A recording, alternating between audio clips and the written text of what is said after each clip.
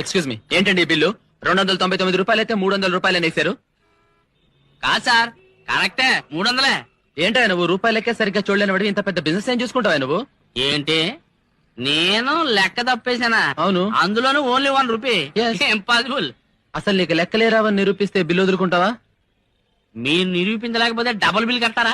నేనడి ఏరా I am also ready. Okay Ah. Okay. నువ్వు ఇప్పుడు బట్టలు కొట్టి పెట్టావనుకో, పెట్టాను. నీ షాప్ కో 3 వ్యక్తులు వచ్చారనుకో. వచ్చారు. ఓకే, 3 వ్యక్తులు తలో 10 రూపాయలు వేసుకుని 30 రూపాయలు పెట్టి 3 హ్యాండ్ కర్చీఫ్స్ కొన్నారు. కొన్నారండి. వాళ్ళు 3 హ్యాండ్ కర్చీఫ్స్ కొన్నారు కదా అని నువ్వు 5 రూపాయలు తగ్గించావు. నేను ఎప్పుడు అంతేనండి. Very good very good. అప్పుడు మీ కుర్రాడు తీసుకెళ్లి 5 రూపాయలు వాళ్ళకి వెనక్కి ఇచ్చాడు. వాళ్ళు సంతోషించి కుర్రాడికి 2 రూపాయలు టిప్ ఇచ్చి మిగిలిన 3 రూపాయల్లో తలా 1 రూపాయి తీసేసుకున్నారు. తీసేసుకున్నారు. క్లియర్?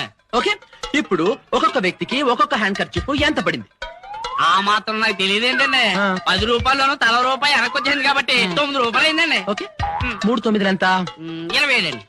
కుర్రాడికి టిప్ ఎంత ఇచ్చాము? 2 రూపాయలు. ఇప్పుడు 27 ప్లస్ 2 ఎంత? 27 ప్లస్ 2 29 రూపాయలండి. మరి రూపాయి ఏమైంది?